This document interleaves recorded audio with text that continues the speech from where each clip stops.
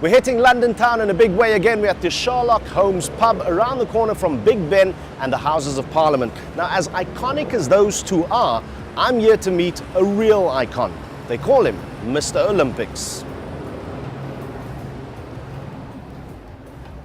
What was going through the mind of Carl Lewis, knowing that there's pressure to perform, but then at the end of the day also performing? What was going on in your head during your first Olympics? Well, for me, it was kind of a twofold thing. Number one, I made the team in 1980. I was the youngest male on the team at 18.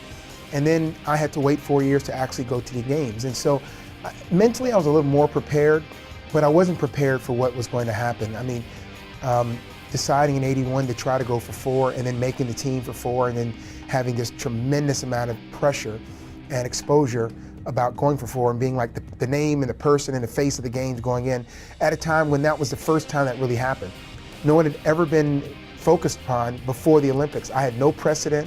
I was in a sport that was still technically amateur, and I had to figure all that stuff out. So for me, the athletic part was the easiest part of it.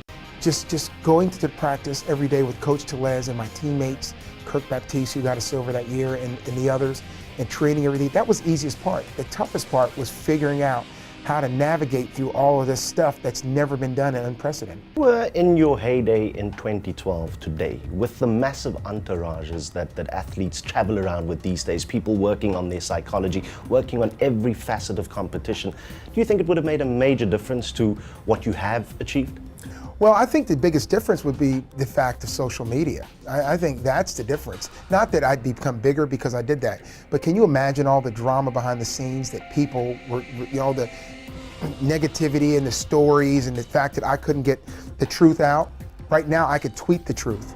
Or during the relay in '96, for instance, when the coach was telling me behind the scenes, please stay here, and then going to the press saying, Carl's begging to stay. I could tweet, Coach just talked to me, and blah, blah, blah.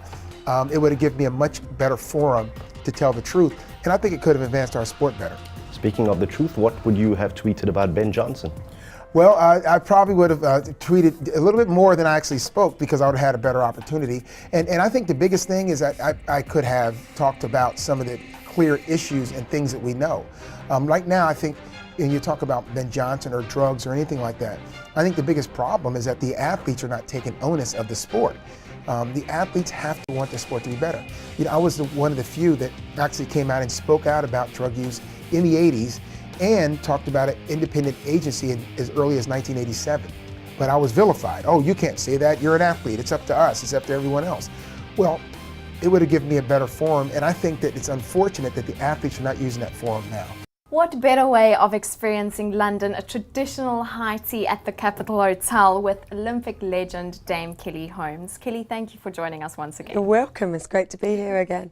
Kelly, you were awarded a MBE for services to the British Army, and in March 2005 you were appointed as a Dame Commander of the British Empire by Her Majesty the Queen. That must have been such a proud moment for you. Just tell us a bit about it. I used to run for the Army against the Navy and the Air Force, and I used to win. I still hold the records for nearly everything in the Army, which is great. In fact, there was one race that they told me I wasn't allowed to run against the women because I would embarrass them, so they put me in the men's race, and I nearly beat all the men as well. So that was quite cool. But then that was kind of I got back and I watched the '92 Olympic Games, and I was sitting in my barrack room.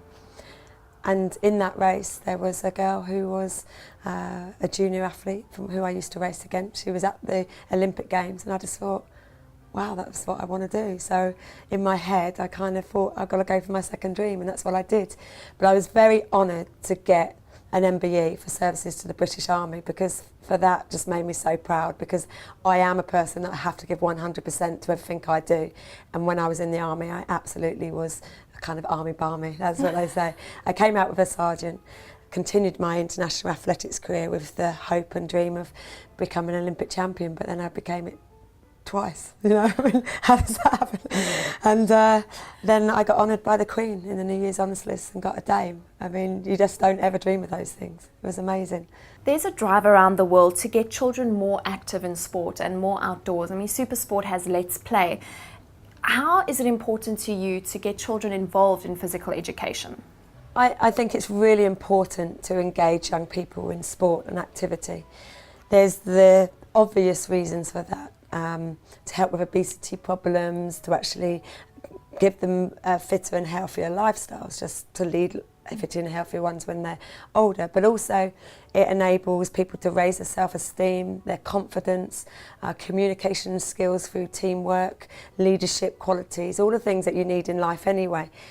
In life there are barriers. We fail at things, we win at things, we don't get what we always want, and that's what sport brings. It is a real kind of, it's either great or it's like, you know, right down the bottom, but as a person that can either break or make you. But what sport can do is make you kind of see progress. You know, you can see when you're getting better, and the feeling of that is so special, you know. And if you can take all of those attributes into your life going on, whatever you choose to do, then I think having sport in your life is a real power for you as a person.